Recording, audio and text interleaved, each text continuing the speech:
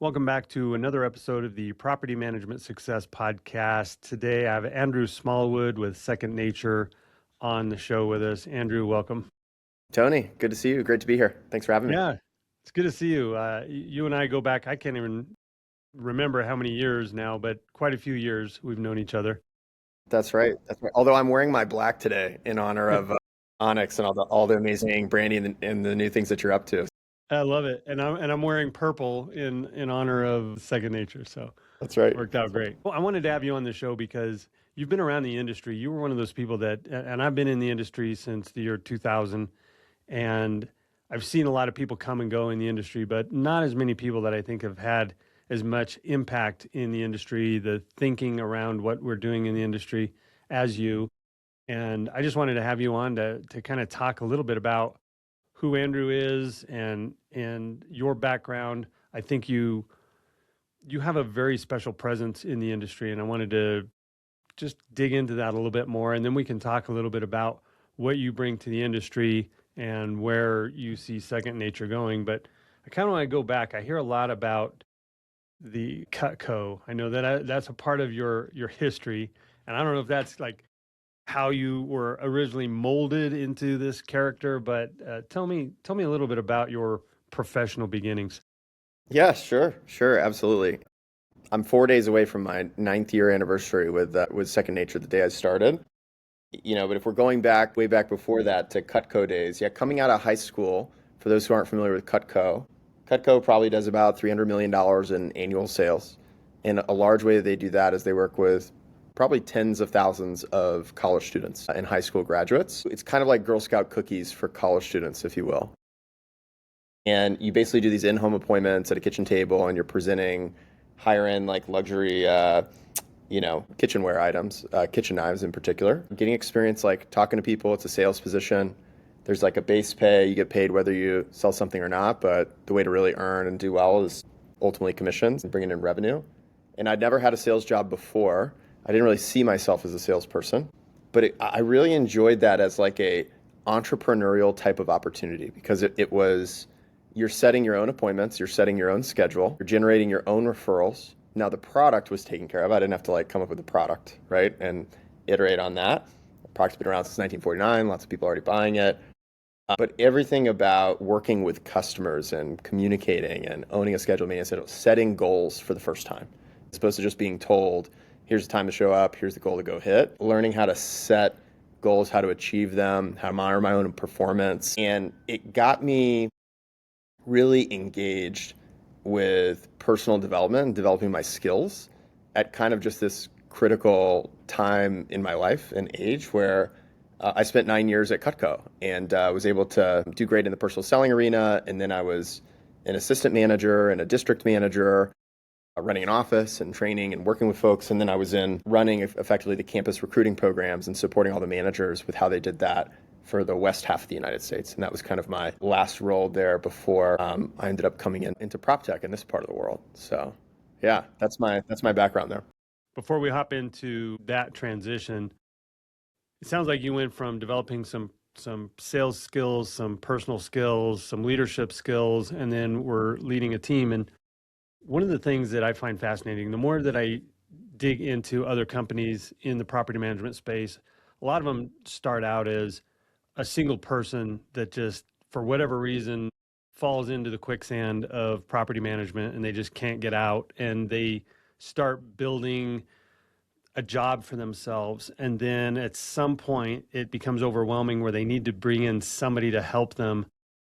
And when I listen back to those stories, it's a lot about, I just needed help, so I hired an assistant. I hired somebody to take a couple things off my plate, or I hired somebody to be exactly like me to take over their own portfolio. And there wasn't a lot of vision of, this is where we're going, this is what we're building. And it would seem to me, as you're going around doing this campus recruiting, that selling the future, selling the vision, selling what's coming or what's possible, it seems to me, and I don't want to put words in your mouth, but it seems to me like that would be a fairly decent sized part of the job. Yeah, absolutely. I mean, moving from setting vision for myself and saying, hey, here's what I'm trying to achieve this summer, right? Between my college semesters and going after that. to, as I was running a team, like here's what our office collectively will achieve and how each of you hitting each of your goals ties together to what we're going to achieve here, to the western half of the United States. Hey, here's the impact and the mission that we're on as a company, what we're driving. They're talking more and more about that and how we wanted to be the number one college recruiting organization. And I don't think we were. I think the military got us on that front, but certainly achieved some spectacular results and some amazing people doing amazing things. And yeah, as you are working across more and more people, communicating what that compelling vision is and what the mission is and what we're setting out to accomplish and why that's important and why that matters. And not always even dictating that, but just having conversations about that, right? With more and more people contributing to that is a big part of just engaging and motivating and leading and influencing others, right, in that direction. I think as companies scale, sometimes owners say, I'm going to create a culture intentionally.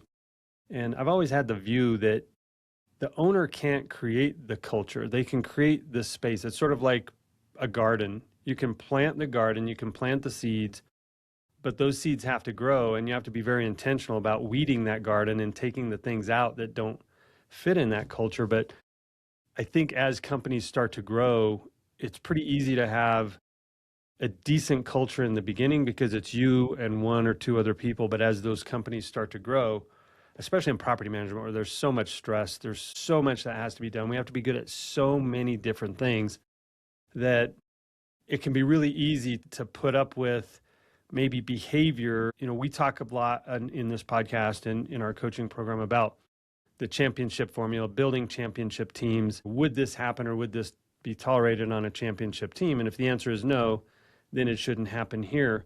But it's really easy to accept behavior that doesn't align with that because it's leasing season, it's 1099 season, it's whatever. There's always a reason to continue to tolerate. What did you learn, and what's your experience about how to create culture? Because, and we'll talk about this in a little bit, but the culture that you guys have created in the industry just around everything that you do at Second Nature, to me, I feel is top notch, and that's not by accident. So what can you share with our audience about how that culture grows?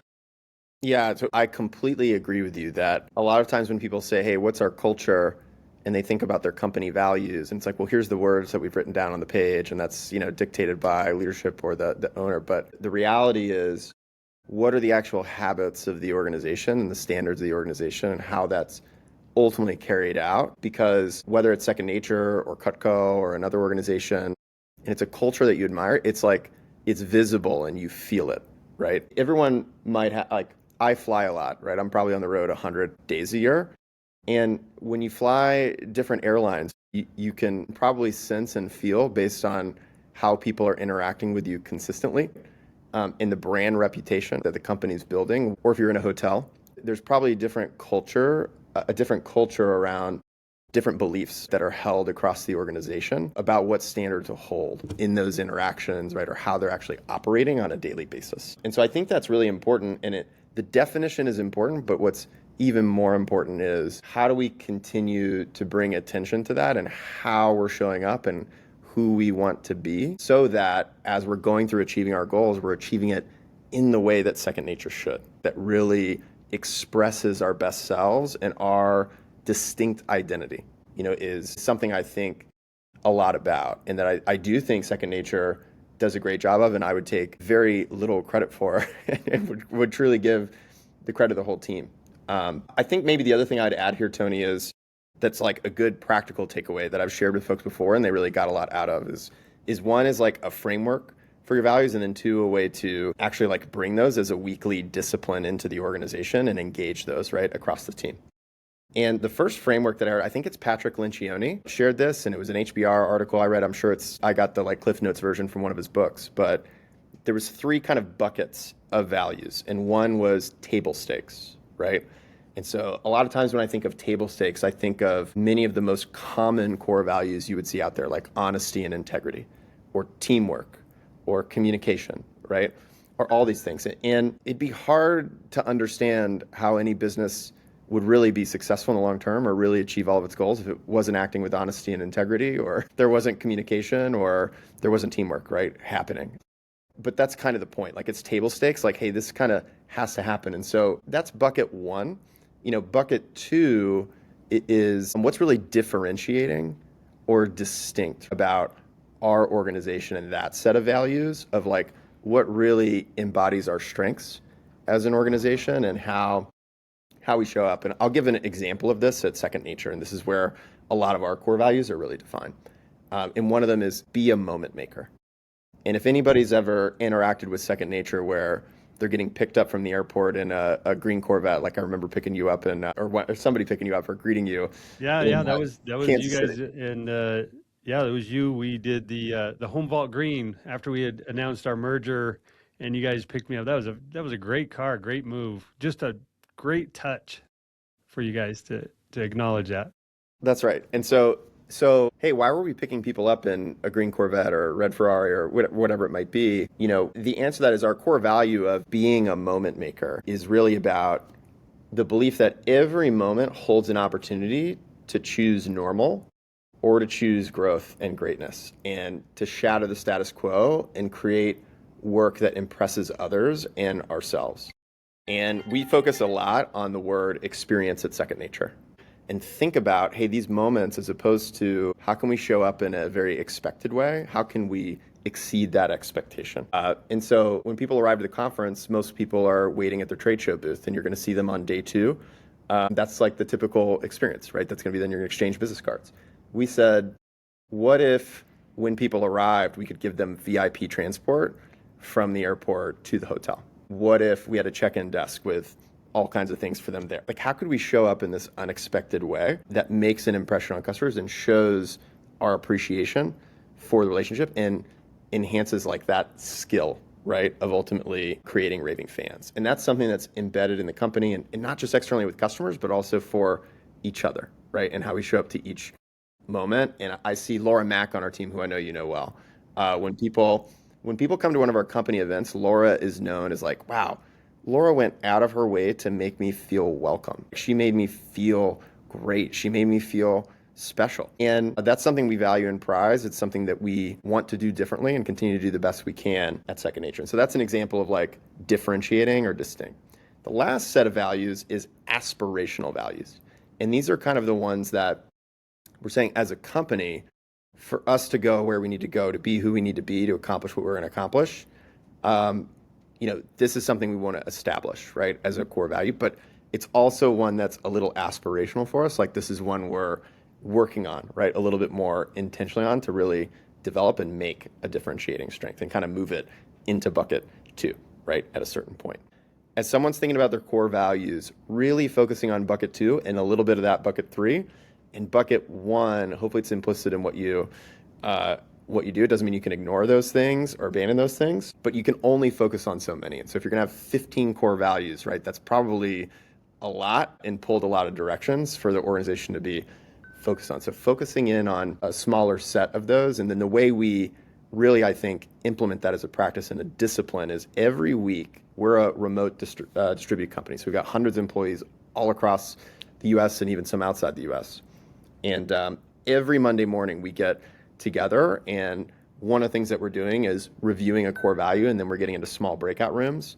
3-4 people are connecting with some of their teammates and getting to know each other a little bit better, but also having a meaningful conversation about the core value that week and either a time where they saw it was at its best or how they're thinking about showing up this week in their work in a way where they can express extreme ownership or being a moment maker or pirate ship, not a cruise ship, right? Or the other Second Nature values, whatever it is, and having that conversation with their peers. And then we pull everybody back into the main room and highlight a few of the stories from the small conversations so that we're all in conversation together and handling that and recognizing it. And I hear property managers have actually taken that exercise and implemented it, whether it's in their L10s or a distinct standalone meeting, but they're finding time each week with their team to engage in the core values, have that kind of conversation, recognize them, and really bring the values to life in their organization. And I think however you find your way to doing that, that's really valuable in building and strengthening the culture. We implement that as well in the training that we do. It's part of building that vision of this is who we are and this is where we're going. And so in our coaching program, we implement that. And some of the feedback when people first roll it out is that was super awkward. Like the first one or two times, nobody has an example. Nobody is identifying where the team is stepping up. And sometimes they'll even say, well, this is where we missed it. This is where we missed the opportunity. But they still have a hard time recognizing their peers or frankly recognizing themselves, for an example. But you do that two or three times and all of a sudden it becomes some of the best parts of the meeting, because once you build that team, that network, we're in this battle together. I recognize what you're doing and you've recognized some of the things that I'm doing to uphold those core values. We have examples of it. It solidifies the team. So when something does fall down, one of us drops the ball, there's not a lot of finger pointing. It's just, yeah, okay, we missed it. Let's stand up. Let's get going. And so if somebody is looking to roll this out, I just wanted to point that out, that it's not smooth from the first meeting. Typically, it's a learning process, just like anything else that we would roll out. But it is, in my mind, definitely worth it. I love what you shared there, and that encouragement to work through that the first couple times. And other tricks of the trade we've learned are like, if you can have people write some thoughts down for a couple minutes too, that may give them a little space and a little bit of time versus kind of on the spot and speaking up in front of their peers. Sometimes that can help make people feel a little more comfortable initially, or you can even talk to somebody about what you're going to do in advance and start to have somebody thinking about it in advance, ready to share. It's always tough to be that first person, right? To speak in front of your peers. So there's some ways you can grease the skids. One of our core values for our company is just based around courage. So, there's courageous growth is one of those things. It's not just growth, but it's having the courage, which sometimes people will exchange being brave and being courageous, but they're not the same. Being brave is to go into battle without fear. Being courageous is to feel the fear and to do it anyways.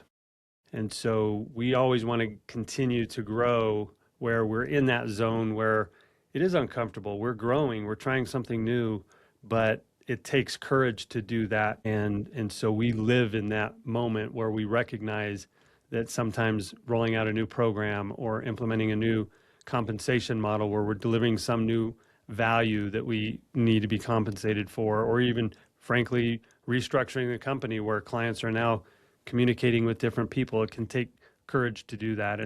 And so I definitely think that by making that normal in the company, that we live in that imposter syndrome, or we live in that space where it takes courage to take action, that's where you get a lot of growth from. I love what you shared there, Tony. That's awesome. Yeah. Okay, what would you say, we're going to shift gears here in just a second, but what would you say? I know there are a few people in our industry who have loud voices, who talk about culture being voodoo or woo-woo or whatever, and it doesn't matter if your team's not on board, get rid of them and like just tell them to do their job. And yes, you have to have scorecards. Yes, you have to have metrics. But what would you say to people that say that culture is not that important? I would say if that's working for them, then good for them. If that's working for them, great. And if it works for some other people, fair enough. What I find is I find culture like incredibly important. I mean, people have heard a lot of like pithy quotes, culture eats strategy for lunch, et cetera, et cetera, et cetera. My sincere belief is the way that character is destiny for an individual, culture is destiny for an organization. So, and every organization has a culture. The question is whether it's one that's intentionally designed, intentionally developed, and ultimately serving everyone achieving their goals. And we've probably all experienced what it's like to be in a less than excellent culture at some point. And it doesn't, like, maybe you've been blessed like I have to work in multiple companies that had excellent cultures, but the culture, it could be a culture in a family group, it could be a culture in a group at your church, or it could be a social organization somewhere else. But the way that the group is norming and, the beliefs kind of developed across that group, and how is that culture and how we're all working together supporting what everyone's trying to achieve and align with what everyone's trying to achieve, I think it's critically important. And so if someone's saying it's voodoo, what I can empathize with is culture can feel very soft. It can feel like this abstract thing. And maybe that's fair to acknowledge, but I see it as critical to actually producing results and getting where we want to go. And if that's what's motivating that person a lot, then I'd probably try to speak to them as, here's the experiences I'm having, that we're creating a great culture is ultimately driving results and getting to great outcomes together. And it's a hell of a lot more fulfilling to just be very, focused on that aspect of things. At least for me, that's my experience. I'll tie this back to one other thing. I can't get through a podcast or a conversation without bringing up ultra running or endurance sports. Even in our running group, in our running crew, where we all take turns crewing and pacing for each other, if we're trying to do a 200 or 250 mile race, we have core values for our team. And so when you join our team, if we have somebody that comes in and is new and is going to pace for 20 miles or something just to kind of get their feet wet on how the team works, they learn our core values, which is 0 unproductive time. So if you come into an aid station, if you need to take a nap, you take a nap. If you need to eat, you eat. If you need to change your socks, you change your socks. But you don't just sit in the chair just because you feel like sitting in the chair. It's not productive. So 0 unproductive time. We don't quit with time on the clock, because there's about 4 times in every 200-mile race that I want to quit. And it's usually electrolytes or sleep or hydration or equipment. Something is causing me to do that. So we think through it. If you got to lay down on the side of the trail for an hour, you do that. So no, you don't quit with time on the clock. And then from a health standpoint, organs are off limits. So heart, liver, kidneys, there are certain things that will trigger those. So we look at the health of what we're doing and maintaining the health so that we can go out and battle another day. And then if you can take one more step, you take one more step. And everybody that comes in to join the crew, when they live those, we can have 2 runners come into an aid station, say we're at mile 100, 150, something like that. Pretty much everybody's wrecked at that point. But you can tell the difference of the cultures of the crew and in the performance of the runner. Because when you come into a crew and they don't have that culture, you get to the aid station and everybody's finger pointing, the runner's upset, they're miserable. It's the same for both runners. But what happens, how they get out of the aid station, how they get their mindset right to keep going, comes down to the people you surround yourself with, and being a part of that championship level crew is what allows you to achieve those great outcomes. Totally agree. Yeah, I love that. Love that example. All right. So we went on a little detour there, but it was a 100-mile detour, Yeah. Just a little bit. Okay. So take me back when you decided to join Second Nature. It wasn't actually Second Nature at the time you joined, right? That's true. The company was called FilterEasy at the time. That's right. Yeah. And I know that there was some strategy around the name change, but what was happening in the company that made you guys decide to think bigger and beyond? Was it just strictly a name change and a brand, or was it an expansion of vision where you guys were originally focused on filters and filter delivery, which you still do very well, but there's more to it? Was it intentional? Did you change the vision and then grow into it? Or did you say, well, we're already doing these things, so we need to change the brand? How did that go? Yeah, great question. So it absolutely started with the vision and expansion of the vision. And then I certainly don't recommend anybody changing the name of their company and doing all the work to rebrand everything and then figure out what you're going to do later to justify that. That would be a painful approach that wouldn't be very likely to all line up the way you'd hope.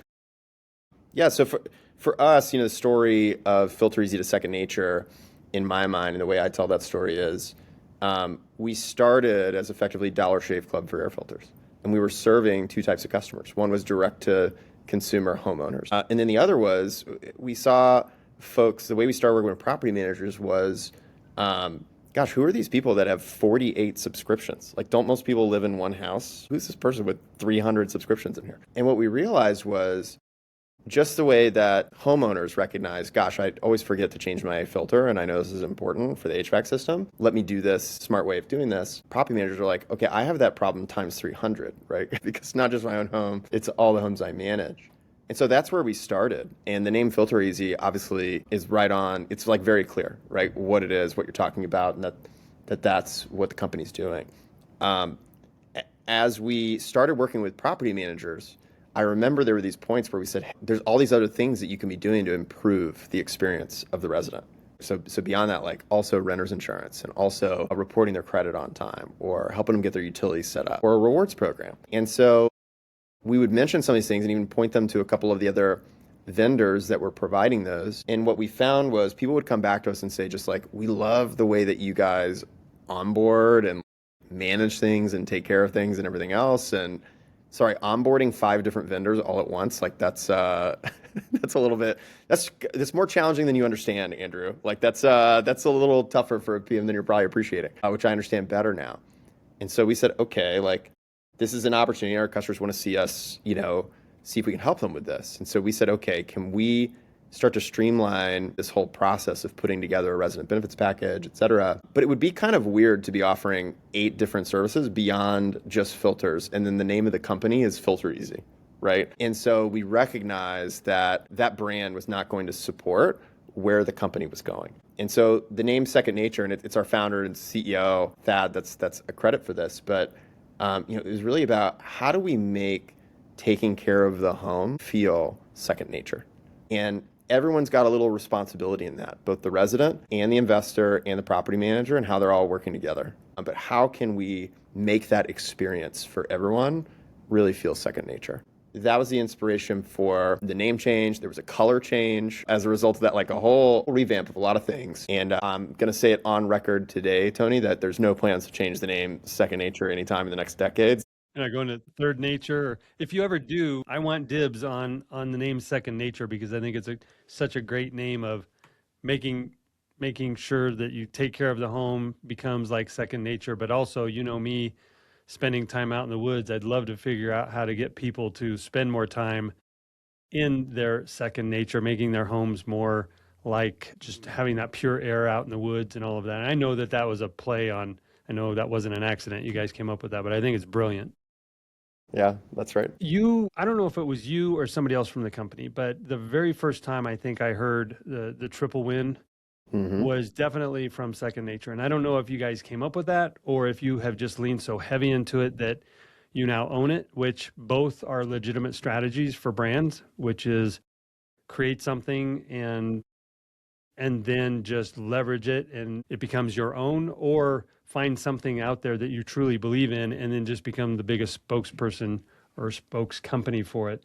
But for those of the listeners that aren't familiar with it, which, I know there are some people out there that have not heard of Second Nature. Maybe they're not a part of NARPM, or maybe they're just not plugged into what's available in the property management space. But explain to our listeners what really means to have triple win.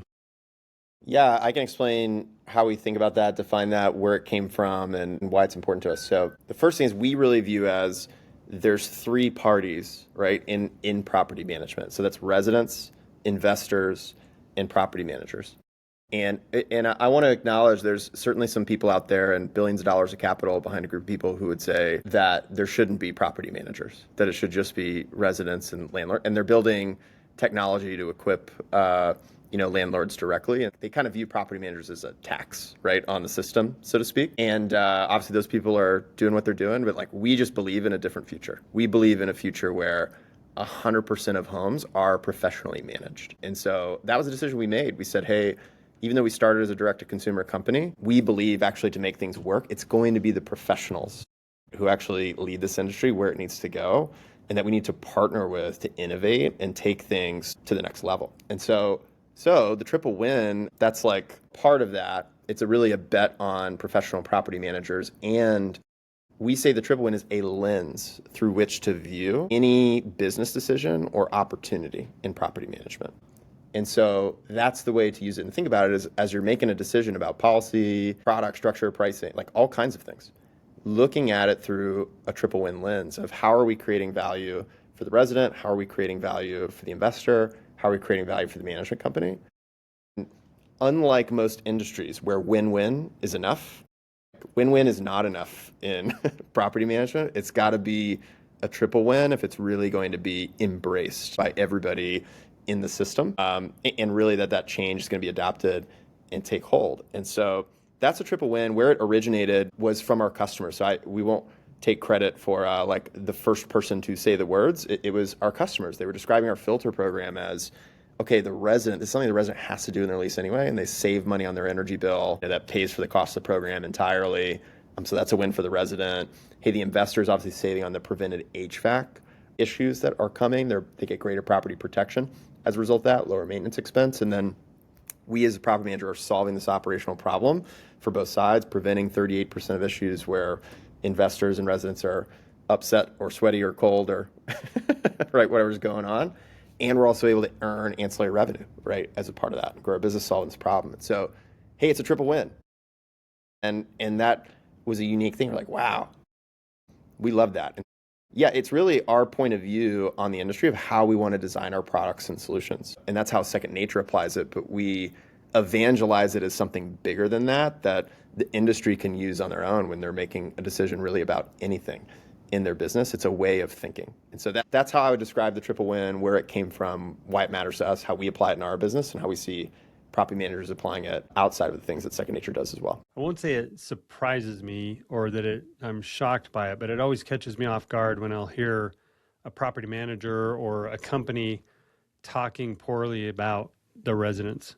And I actually think that the resident behavior is often, not always, but often a reflection of how they're treated from the management company. I don't think any resident wakes up and says, today I'm going to be a jerk. And as a matter of fact, I'm going to be a jerk to my management company.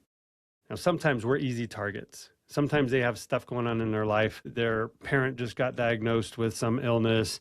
Their kid is being bullied at school. Something is going on. And sometimes we're an easy outlet because the stupid towel rack fell off in the bathroom and they reported it and nobody's fixed it and whatever. Sometimes we're an easy target. But most people, I believe that most people, given the opportunity, will do the right thing most of the time.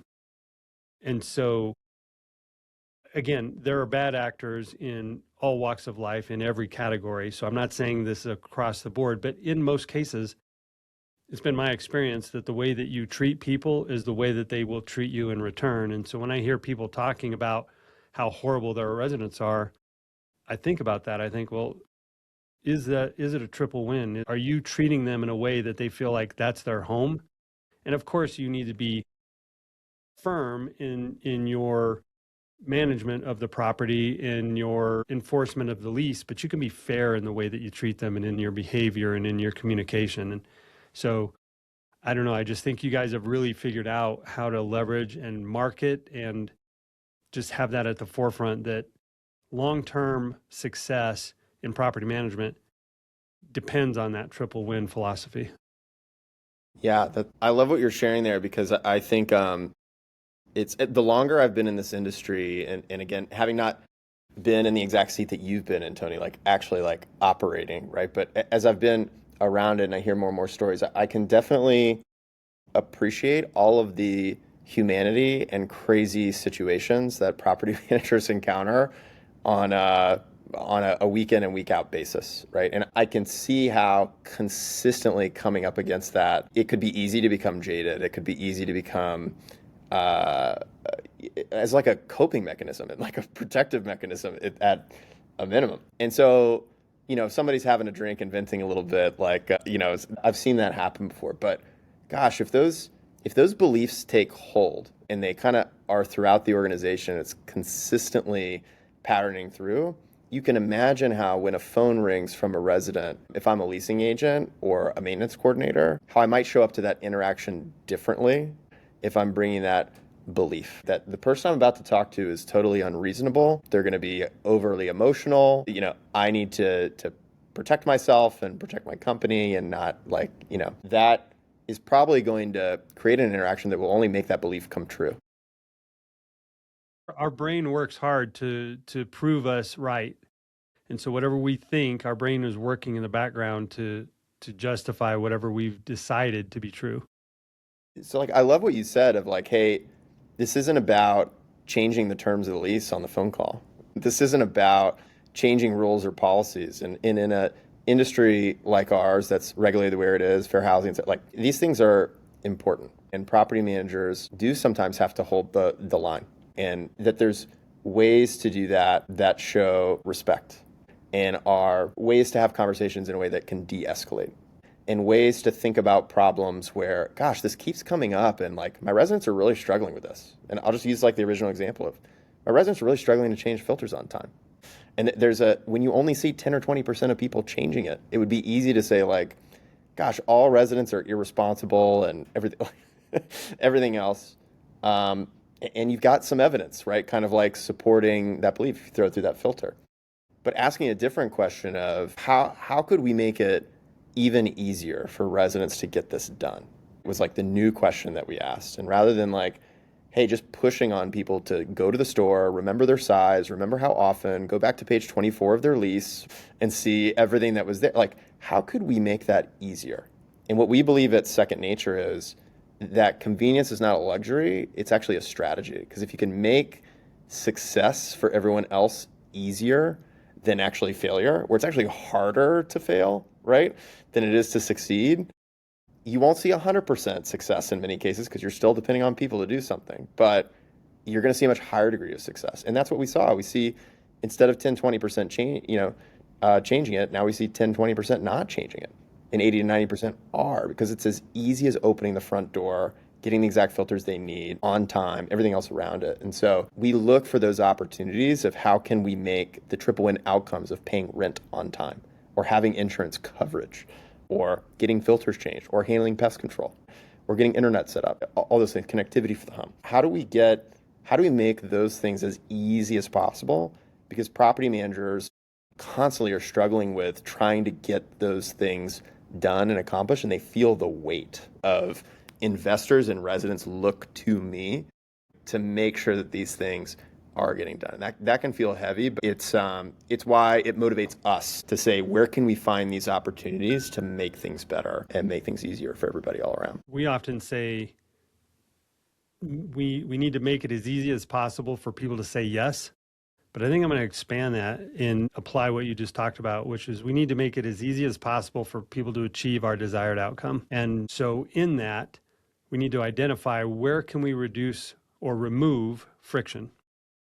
And the more friction we can remove, the better chance it is that we're going to get our desired outcome. That's it. I think if I could put it on a billboard, like that's removing the friction. I mean, that strategy just continues to pay dividends again and again. And it's really what customers expect in a world of Uber and Amazon and getting an answer in 3 clicks, ChatGPT. Like the expectation is there that it's going to be easy for them. And so how can we meet or beat that expectation and make our companies easy to do business with?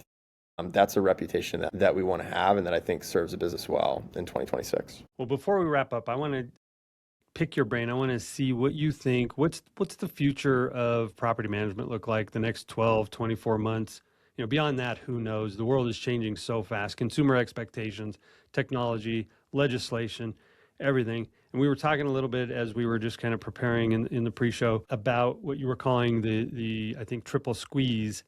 And I know that's part of what you see, but I just wanted to give you space to talk about, because you like I get to see a lot of different markets and a lot of what's happening in different cities, different levels of properties. And you mentioned you're traveling about 100 days a year, and I know you're talking to hundreds of property managers, property management companies. So what are you hearing, or what are you seeing? What are you predicting for the future over the next year to 2 years? Yeah, I love this question. Man, 12 months feels like 3 years nowadays. The rate at which things are changing and things are evolving and happening. And so I hear that from a lot of people they're really feeling anxiety like I do at times of just, gosh, things are moving so fast. You know, am I making sure that I'm taking a moment to pay attention to what's going on, that we have the right strategy and approach for what's going to be changing, what's not going to be changing as the ground kind of moves with AI and everything else that's happening around us. That's one comment. The triple squeeze I would think about as, we had this point in COVID where, gosh, like rent revenues were climbing like double digits, right? We had, and that's not the truth anymore, right? And so what we're seeing is like rent revenues are flattening and even declining. SFR growth in 2025, Tony, was the lowest it's been since 2014. And I think it was 1.4% year over year. That's not double digit rent growth. And how are you defining that? Growth in rent rates? Is that what you mean? Yes, Yeah. Okay. in the growth of rent revenue. And so, gosh, that's flat. And in multifamily in many major cities, we're seeing rents decline, right? And some people are now seeing that in 2026, that rents are actually declining. People have been seeing days on market go from 9 days, and things are just flying off the shelves a few years ago, to 30, 40, 50 days, on market. That concessions are becoming more and more common. I've even seen single family rentals for the first time offering concessions in some places, when it's just like, that's not a thing. That's like a multifamily thing, right? If you go back to the early 2000s, 2007, 2008, 2006, maybe we saw that we would have to offer even a free 1 month's rent and then of course, as the market changed and turned, but we have not seen that for 15 years probably in the markets here. So it's definitely a changing market. And so that's a big pressure point, because if revenue is not growing, there's systemic pressure on that side. It's like, well, how is the business growing? That's like a challenge. The other part of this is costs, on the other hand, are not flattening. Costs are not declining. Costs have been inflating. The cost to manage and maintain a property is up 40% from 2021 to 2025. And anybody who's having a conversation with an owner and explaining the cost of a refrigerator today, and you can understand it because, gosh, they bought that fridge, 8-10 years ago. And so they're understanding and memory of like what a fridge costs. They're not watching fridge costs the way they understand gas prices and how that's moving. They don't have that price awareness and sensitivity to all those things. These are periodic expenses that come up maintaining the property. And so it's really shocking. It's really shocking to a lot of people, and guiding people through that conversation is tough. But just the fact of the matter that the costs are going up and revenue's flat, like those two things together, that's pressure, that's pain. And then the final kind of third point of this is that there's rising expectations. And we were talking about this earlier, the Uber effect, right? The Amazon effect, the ChatGPT effect. Like, you can answer any question, buy anything, go anywhere in like 3 clicks on your phone. And so consumers are just expecting answers, right away. I think with AI and a trend we're going to see in the 12, 24 months ahead, not only that, you're going to see an increase in personalization, because personalization has been so expensive in the past, but that's going to become a lot less expensive, which means it's going to be a lot more pervasive. And it's not going to be a differentiator. It's going to be an expectation of how consumers expect to be dealt with is, yes, I'm going to get it fast. It's going to feel personal to me. And when I'm interacting with this business, there's memory of my interactions and everything else here. And I'm being engaged in a way that shows my preferences. I don't have to keep communicating my preferences each time to get treated the way that I want to. And we're going to see that, I think, as a trend in the experience, and just rising expectations on a couple fronts. And so if you're a property manager today, it's like, okay, my residents and my investors want more from me, and my team too want more from me. And they want it now, and they want it like personalized to them. And I need to do that on a backdrop of rising costs and flattening rent, like with less to work with. How do I make the investments to go deliver on that? That is the triple squeeze. It's that systemic pressure of those three things happening all at the same time. And to me, that's the unique kind of spot that property managers are facing right now.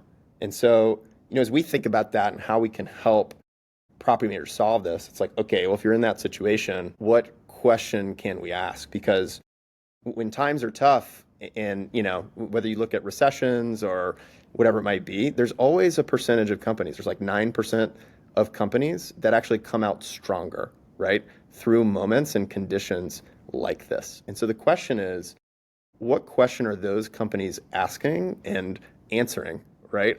In order to be part of the 9% that are really excelling and coming out of that stronger and just battered and like kind of surviving on the other side. And our belief is at least one answer to that question is, okay, if I can meet and exceed my customers' expectations in a way that also increases revenue and turns old costs into new revenue streams, like that would be a strategy of how to approach this and tackle the problem, the situation that we're in. And I think the evolution of the property management business model is moving away from here's kind of the standard management fee because owners feeling that pressure, et cetera. How can we create new value in new ways, right? That's going to meet and exceed expectations in a way that's turning old costs into new revenue streams for the property manager. And so, second nature, that's what we're focused on. How do we turn triple squeeze into triple wins, right? And finding new opportunities to do that.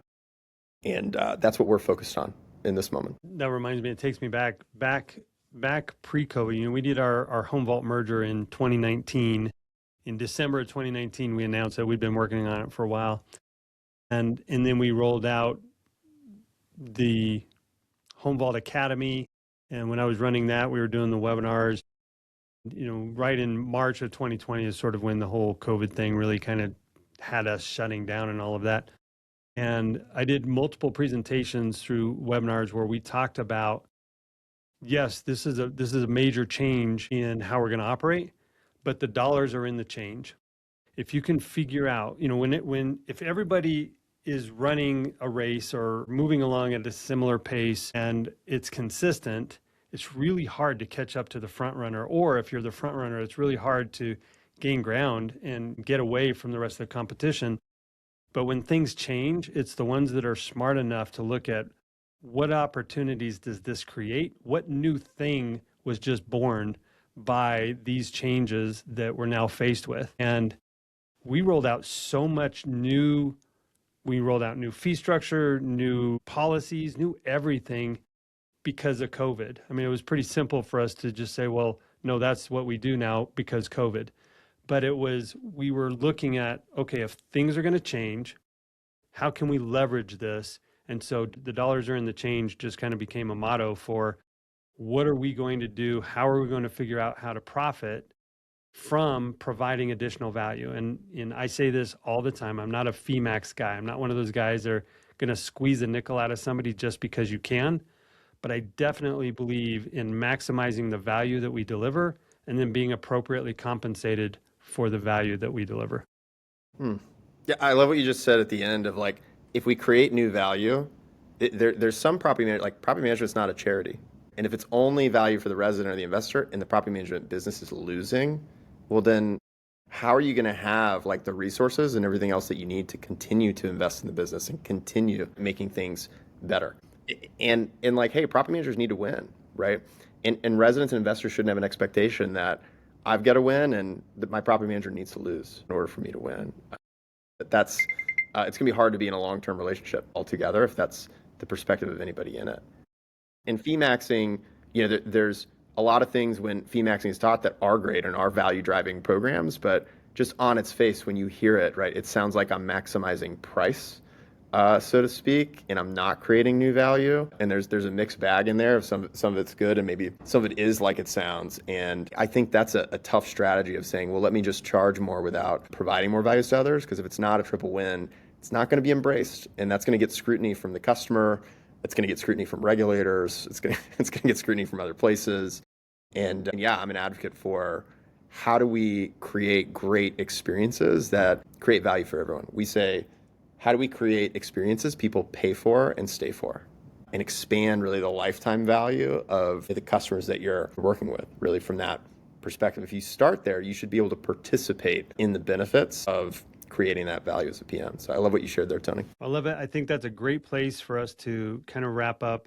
Andrew, you guys have made such an impact in the industry and in my life personally, knowing you, knowing Laura, knowing Thad, like It's just been great that the things that you brought into my life and the perspectives that you've brought to the industry. I want to give you some time here at the end as we wrap up to either share anything you want to share about Second Nature, any of the programs that you guys have, any services that you currently have or that you're rolling out, or just if you want to provide a way for people to reach you. I want to give you this space, and then we'll wrap up. Well, we always have new things going on, so I'll just tell people go to secondnature.com. You can see what all is going on there. We're constantly updating that. But I'd love to use the last minute instead to just say, Tony, I super appreciate you, and I know people listening to this, this episode and have made it all the way to the end. They're probably feeling like I do. Like anytime I get around Tony, I feel a little bit more inspired. I feel a little bit more empowered.